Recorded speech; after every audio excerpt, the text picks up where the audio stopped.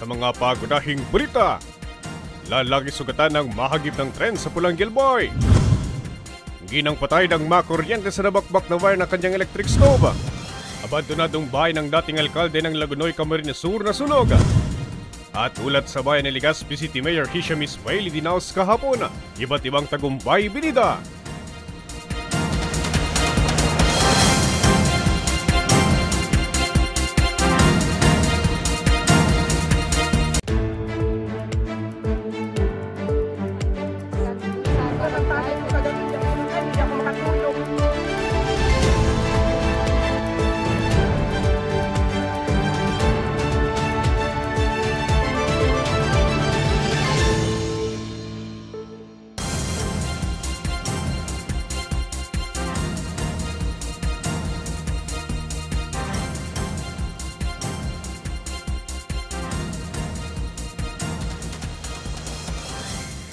Magandang gabi. Narito na ang mga balitang dapat nyo malaman ngayong Miyerkules, 5 ng Nobyembre. Sugatan ang isang 44 anyos na lalaki matapos na mahagip ng tren sa Pulangi, Albay.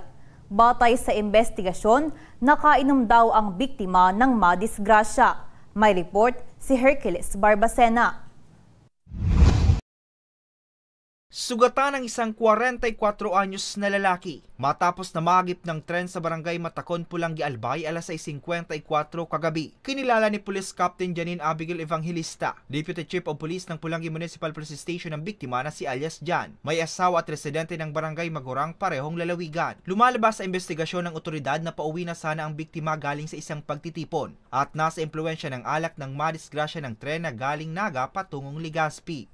Ito pong victim po ay nakatayo po sa side po ng ating railways po. Sinusubukan pong kumbinsihin ng ating victim po na tumilid po itong ating biktima kasi nga po katamaan po mahagat ng tren kasi po ayaw po masunod po ng ating biktima. Dahil dito, muling nagbigay ng paalala ang otoridad sa publiko. Iyasin po natin yun ang paparating na tren bago tumawid. Tumawid lamang po tayo sa mga pinalagang tawiran. Iwasan din po natin ang paggamit ng earphones o cellphone habang nasa o malapit po sa riles. Mahalaga po na lagi tayong alerto sa paligid. Sundin din po natin ang mga babala at signage sa paligid ng riles. Ang mga ito po ay inilagay para po maging babala at maging para sa kaligtasan po ng lahat. Sa ngayon, nagpapagaling pa ang biktima sa ospital. Para sa mga balitang Tatak Bicol, Hercules Barbacena.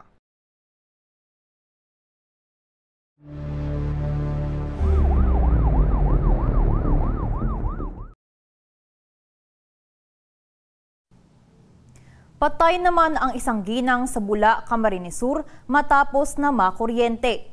Posible umanong hindi napansin ng biktima ang bakbak sa wire ng kanyang ginagamit na electric stove na nauwi sa kanyang pagkamatay. May report si Rose Bilista.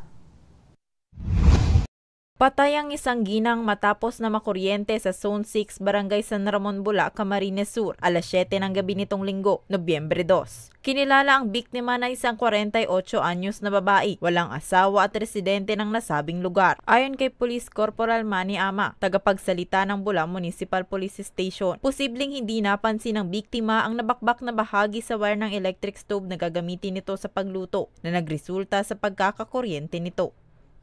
Nakahandusay na lang siya, mama, na po nawala na pong buhay sa may dirty kitchen po. Na kung saan nandun din po, ma'am, yung wire ng electric stove. Binigyang diin din ng otoridad na walang foul play sa pagkamatay ng biktima. Nagkataon po, ma'am, na yung mga kasama niya ma'am sa bahay is wala po doon, ma'am. Parang naiwan lang po si biktima na nagsasaing po nung bigas. Hindi po ata ma'am napansin ni victim na baka may bakbak pong portion dun sa wire nung saksakan po nung electric stove.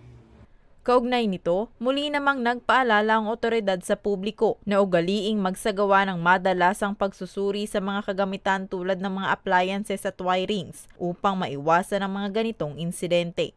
Para sa mga balitang Tatak Bicol, Rose Bilista.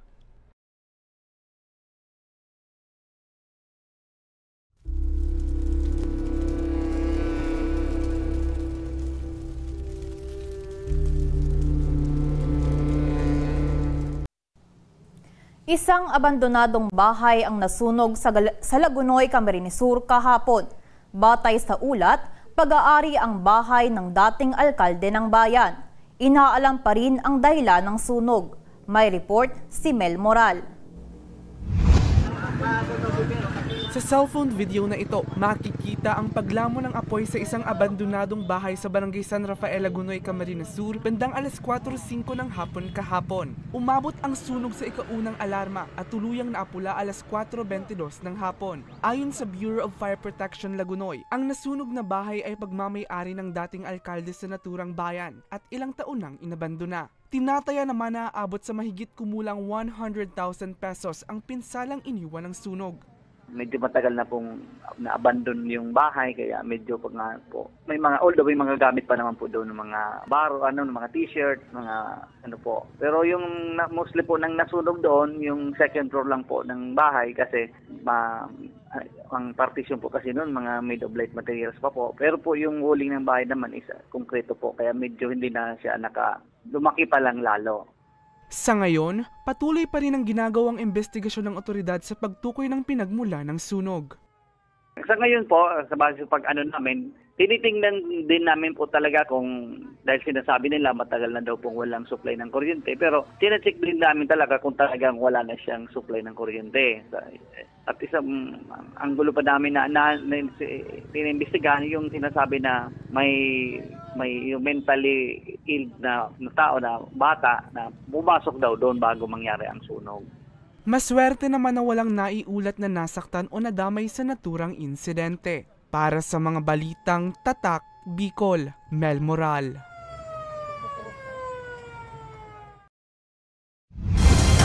Susunod na, abandonadong baril mga balat magazines na tagpuan sa Catanduanes. At Records Mobilization and Authentication Project ng PRTC Bicol inilunsad. Yarti ba pang balita sa pamubalik na Ako Bicol Online TV.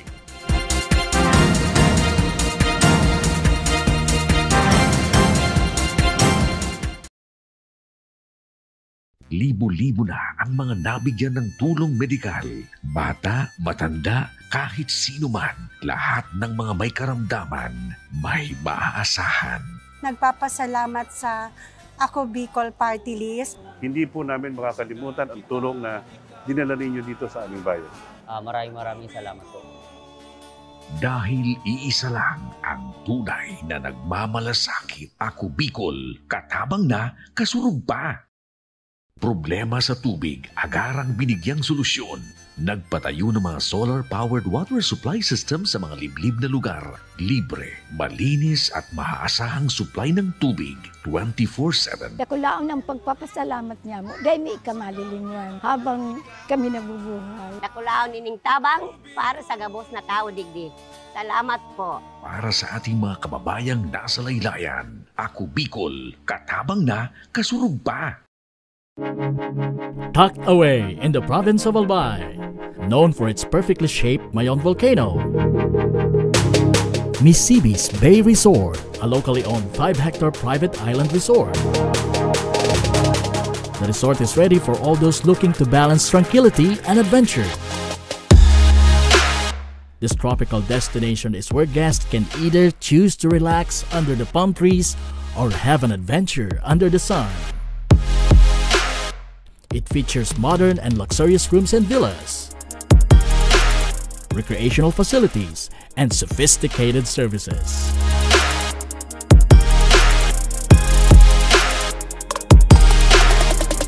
Come and experience Misibis Bay Resort, your tropical island getaway.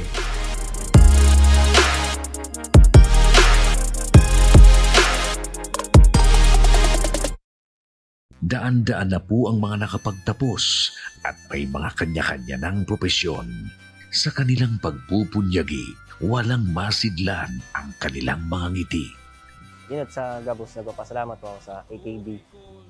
Gusto ko lang po magpasalamat sa Ako Bicol sa opportunity na tigtatao po araw po sa kuya na estudyante. Dahil naandyan lang, katuwang lagi, Ako Bicol, katabang na, kasurug pa.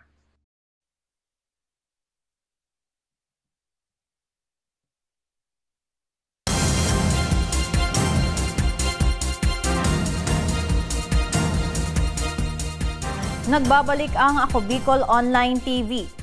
Isang sling bag na naglalaman ng baril, mga bala at magazine ang narecover ng isang lalaki sa Catanduanes. Natukoy na rin ng otoridad ang may-ari ng naturang armas. May report si Danica Garcia. Isang kalibre 45 baril ang narecover ng isang 25 anyos na lalaki sa gilid kalsada sakop ng barangay Binanuahan, Bato, Catanduanes, alas 7 ng umaga nitong linggo. Ayon kay Police Major Lester Kililan, hepe ng Bato Municipal Police Station, pauwi ng nasabing lalaki nang mapansin nito ang isang abandonadong sling bag, laman ng naturang armas, 23 bala at 2 magazine. Batay naman sa kanilang investigasyon, napag-alaman na pag-aari ang mga ito ng isang army.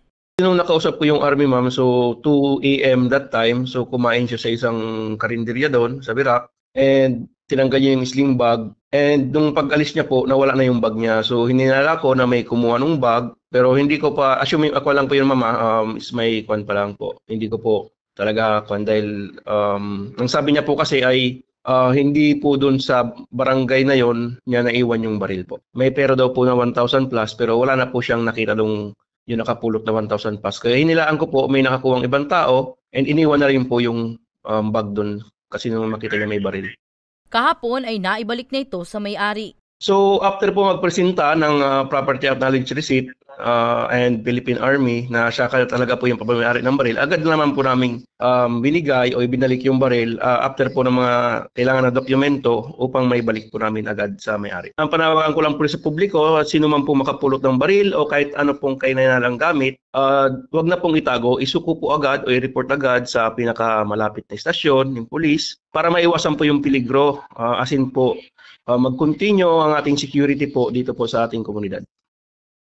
Binigyang puri naman ng Bato MPS ang ipinakitang asal ng naturang lalaki dahil hindi umano ito nagdalawang isip na isauli ang nakuha nitong armas.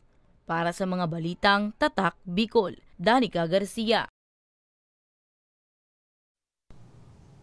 Matagumpay na inilunsad ngayong araw ng Police Regional Training Center Bicol ang kanilang Records Mobilization and Authentication o RMA project.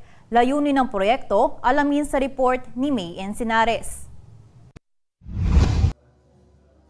Matagumpay na inilunsad ng Police Regional Training Center o PRTC Bicol ang kanilang Records Mobilization and Authentication o RMA project ngayong araw sa RTC Main Campus sa Camp General Simeon Ola sa Legazpi City. Ayon kay Police Colonel Richard Aquitania, layunin ng inisyatibang ito na mas mapadali ang pag-release ng mga dokumento sa kanilang mga alumni, gaya na lamang ng diploma, special order at final order of merit.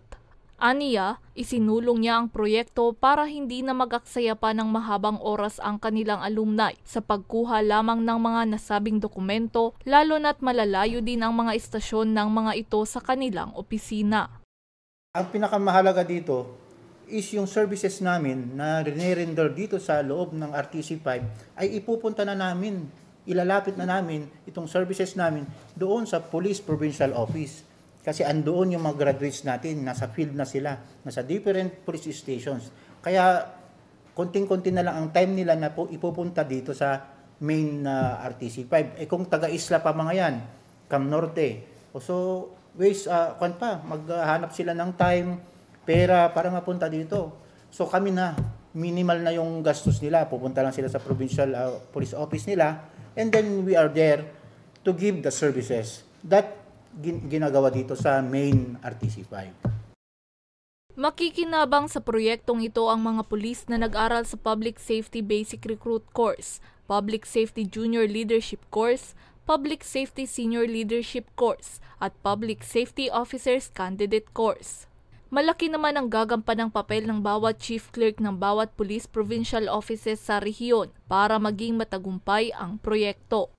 This time, ito na yung napakagandang best practice ng RTC 5 na kami na mismo ang pupunta sa respective PPO to inform yung mga chief clerks. Kaya nga itong mga participants natin, lahat chief clerks, sila mga senior PNCO ng unit, sila ang nanay-tatay ng ating mga PNCO para silang authorized na mag-claim ng mga unclaimed certificate ng pinagtapusan ng ating mga kapulisan.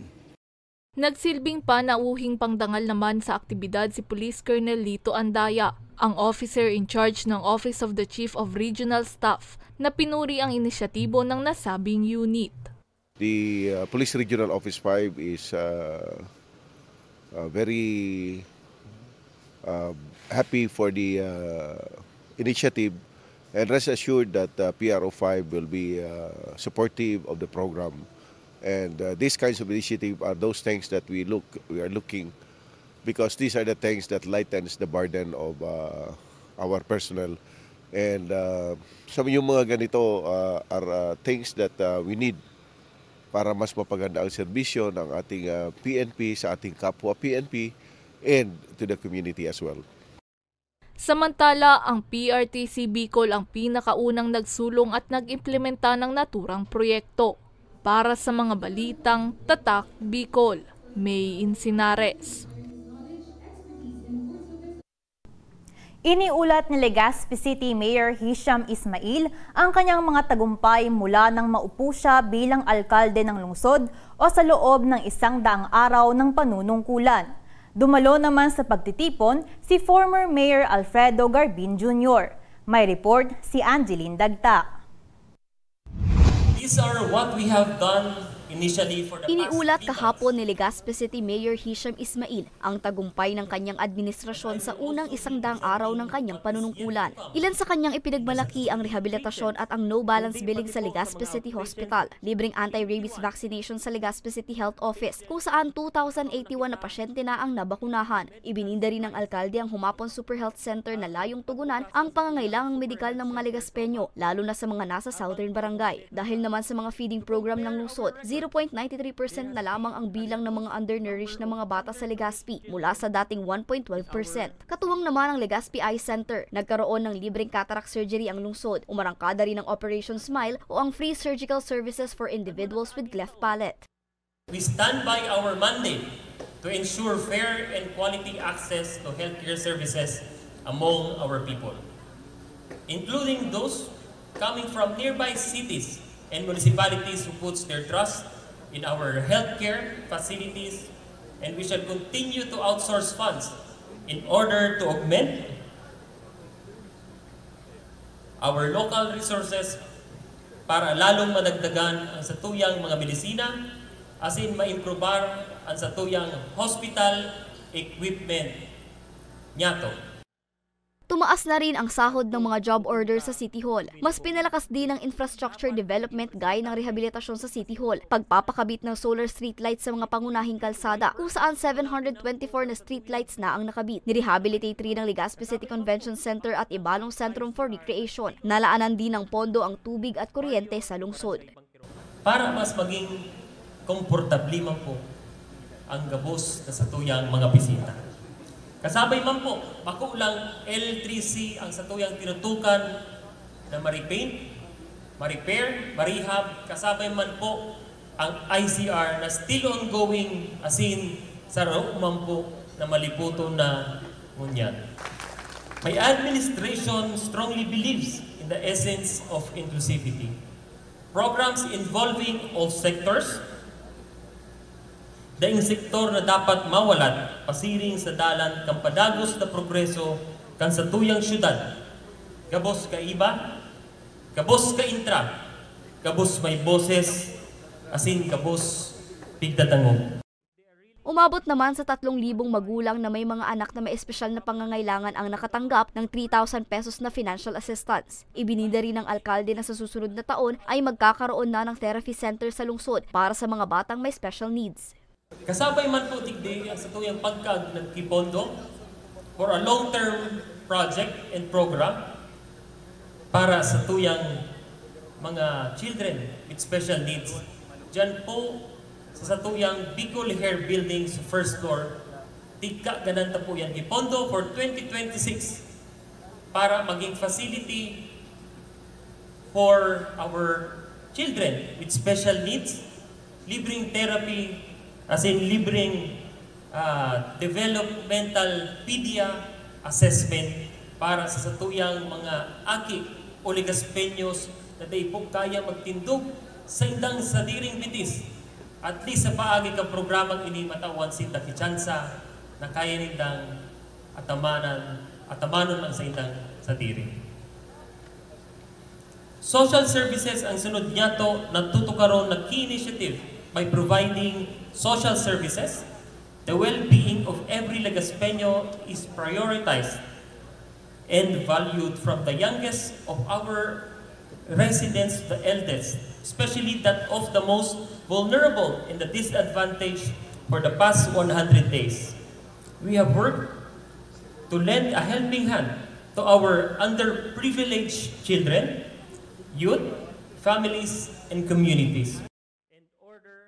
Bumaba rin aniya ng 19% ang crime incidence sa lungsod. Mas pinatibay din nila umano ang social services para sa lahat, gaya ng trabaho at edukasyon, kung saan nakapagpatayo sila ng classrooms at nakapamahagi ng school supplies. Idagdag pa aniya dyan ang kanilang mga pagsusumika para sa housing development, environmental development gaya ng pagsasaayos ng drainage system sa lungsod at regular na clearing operations sa mga pangunahing ilog. Pagdidiin ng alkalde, ang bawat proyekto at inisyatiba ng kanyang administrasyon ay may layuning paunlarin ang buhay ng mga Legaspeño. Samantala, dumalo sa pagtitipon si former mayor at ngayon Ako Bicol Party List Representative Alfredo Garbin Jr. Dumalo rin ang mga miyembro ng sangguniang panglungsod, mga barangay official, regional directors ng mga ahensya ng pamahalaan sa lungsod, PNP at BFP.